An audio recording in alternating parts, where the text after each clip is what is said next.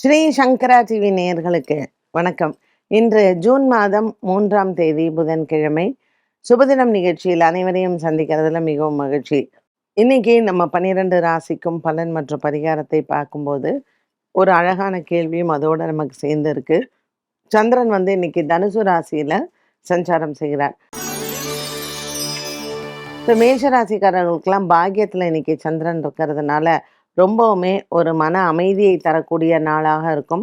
குருவும் நமக்கு மாறி இருக்கிறாரு. ஸோ இப்போ 4ஆம் இடத்துல குரு, கிரகங்கள் எல்லாமே பார்த்திங்கன்னா ஒரு ஸ்ப்ரெட் ஓவராக இருக்கும்.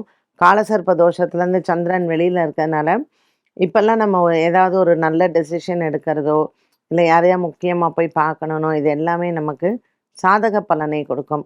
ஸோ மேஷராசி அன்பர்கள் இன்று முக்கிய முடிவுகளை எடுக்கலாம்.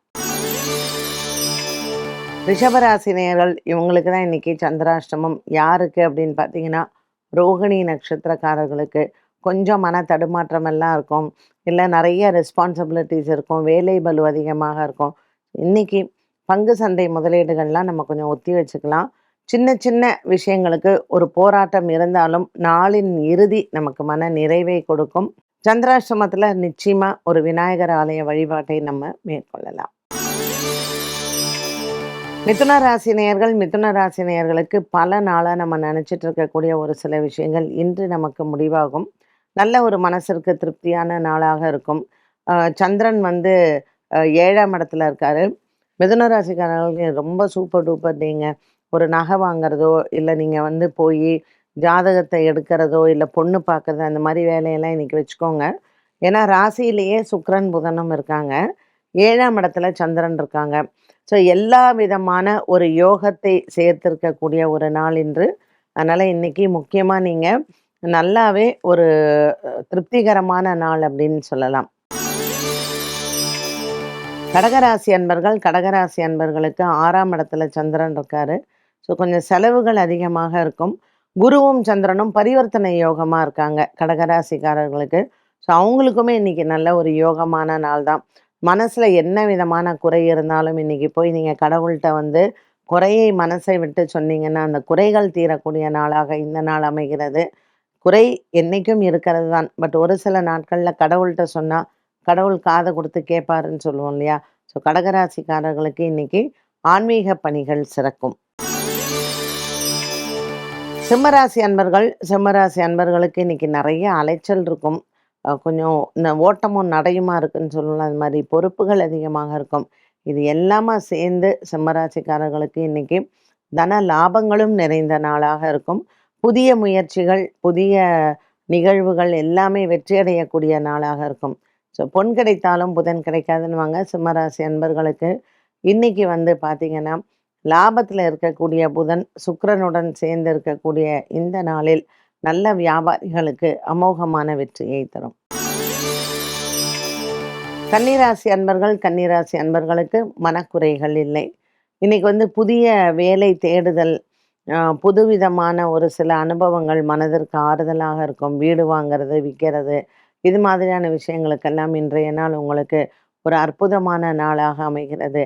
கன்னிராசி அன்பர்களுக்கு 7ஆம் இடத்தில் சனி, 8ஆம் இடத்தில் செவ்வாய், இந்த கிரக சஞ்சாரங்கள் சின்ன சின்ன பிரச்சனைகள் கணவன் மனைவியிடையே வரலாம். பெரிதளவுக்கு இன்று பொருளாதார சிக்கல்கள் இல்லை. துலாம் ராசி அன்பர்களுக்கு இன்னைக்கு 3ஆம் இடத்துல சந்திரன், அதே மாதிரி 10ஆம் இடத்துல குரு. கொஞ்சம் தடுமாற்றம் இருக்கும். தாயாரின் உடல் ஆரோக்கியத்தில் கவனமாக இருக்கணும். மருத்துவ செலவுகள் அவ்வப்போது போகலாம். துலாம் ராசிக்காரர்களுக்கு இன்னைக்கு கொஞ்சம் எல்லா விஷயத்துலையுமே அமைதி காப்பது நல்லது. ரொம்ப எடுத்தோம் கவுத்தோம் அப்படின்னு இல்லாமல் எல்லாத்துலேயுமே கொஞ்சம் நம்ம நிதானமாக யோசித்து செயல்பட்டால் இந்த நாள் நமக்கு நல்ல நாளாகவே அமையும். விருச்சிக ராசி நேயர்களுக்கு 5ஆம் இடத்தில் சனி பகவான், 6ஆம் இடத்தில் செவ்வாய். இப்படிப்பட்ட ஒரு சூழ்நிலையில் நம்ம கொஞ்சம் ஆரோக்கியம் அண்ட் எதிர்ப்பு ரெண்டத்துலேயும் கவனமாக இருக்கணும். பாக்கியத்தில் இருக்கக்கூடிய குரு பகவான் நமக்கு நல்ல ஒரு வெற்றியை நமக்கு தருகிறார். விருச்சிக ராசிக்காரர்களுக்கு இன்றைக்கி நாள் முழுவதுமே ஒரு மன அமைதியை தேடக்கூடிய நாளாக இருக்கும். 2ஆம் இடத்தில் சந்திரன் மற்றும் பாக்கியத்தில் இருக்கக்கூடிய குரு, 2 கிரகமுமே நமக்கு அனுகூலமாக இருக்கக்கூடிய கிரகங்கள். தனுசு ராசி அன்பர்களுக்கு குரு சந்திர யோகம் அப்படின்னு சொல்லலாம். பரிவர்த்தனை யோகத்துடன் இருக்கிறார். அதனால கடகராசிக்கு எப்படி ஒரு அமைப்பு உண்டோ அதே தான் தனுசு ராசிக்கும். எந்த ஒரு வேலை எடுத்தாலும் இன்று உங்களுக்கு எல்லா விதமான நன்மைகளும் கிடைக்கும். குரு 8ஆம் இடத்தில் இருந்தாலும் கூட தனுசு ராசி அன்பர்களுக்கு 7ஆம் இடத்தில் இருக்கக்கூடிய சுக்கிரனும் புதனும் மற்றும் பரிவர்த்தனை யோகமாக இருக்கக்கூடிய சந்திரனும் குருவும் அனுகூலமாக அமைகிறார்கள். ரொம்பவுமே மனசுக்கு திருப்தியான ஒரு நாள். மகர ராசி அன்பர்களுக்கு மனக்குறைகள் இல்லை. பல நாட்களாக நீங்கள் எதிர்பார்த்து கொண்டிருக்கக்கூடிய ஒரு சில நல்ல செய்திகள் இன்றைய நாளில் உங்களுக்கு வந்து சேரும். மகர ராசி அன்பர்களுக்கு இன்று காலை வேளை ஒரு நல்ல அற்புதமான செய்தியும் காத்திருக்கிறது. குடும்பத்தில் ஒரு சுப நிகழ்வு ஏற்பாடாகும். ஒரு புதிய உறவு வருவதற்கான வாய்ப்புகளும் உண்டு. கும்பராசி அன்பர்களுக்கு குடும்ப சுமை குறையும். பெரியோர்களினுடைய ஆசீர்வாதங்கள் நிறைந்த நாளாகவும் அமைகிறது. பல நாட்களாக இருந்து வந்த ஒரு மனப்போராட்டம் உங்களுக்கு தீரும். கொடுக்கல் வாங்கல் ஆகியவற்றில் இன்றைய நாள் உங்களுக்கு ஒரு அற்புத பலனை தரக்கூடியதாகவே அமைகிறது கும்பராசி அன்பர்களுக்கு. மீனராசி நேயர்களுக்கு இன்று ராசியில் இருக்கக்கூடிய சனி பகவான் சற்று சோம்பேறித்தனத்தை கொடுக்கலாம். 5ஆம் இடத்தில் இருக்கக்கூடிய குருவும் 10ஆம் இடத்தில் இருக்கக்கூடிய சந்திரனும் இன்று வியாபாரம் தொழில் சார்ந்த விஷயங்களில் முன்னேற்றங்களை கொடுப்பார்கள். மீனராசி அன்பர்களுக்கு பூரட்டாதி உத்திரட்டாதி நட்சத்திரக்காரர்களுக்கு இன்றைய நாளில் புதிய நண்பர்கள் மூலமாக நன்மைகள் நடக்கும். பொருளாதாரத்தில் இருக்கக்கூடிய சிக்கல்கள் நிவர்த்தியாகும். 12 ராசிக்கும் உண்டான பலன் மற்றும் பரிகாரத்தை பார்த்தோம். இந்த நாளுக்கான கேள்வியை பார்க்கலாம். கன்னி லக்னம், லக்னாதிபதி புதன் 8ஆம் இடமான மேஷ ராசியில் அமர்ந்தால் ஆயுள் எப்படி இருக்கும்?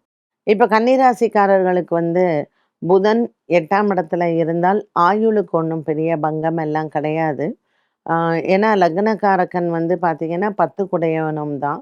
ஏன்னா 8ஆம் இடத்துல புதன் தனித்து இருந்தால் செவ்வாய் வீட்டில் ஒரு திருமண விஷயத்தில் ஏதாவது சில குறைகள் இருக்கலாம். அவ்வளவுதானே தவிர ஆயுளுக்கு பெரிய பங்கம் அப்படின்னு இருக்காது.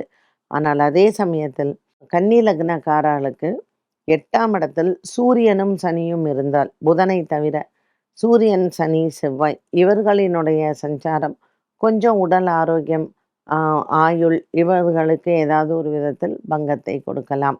பட் என்ன தசா காலங்கள் வர்றது அப்படிங்கிறது இருக்குது.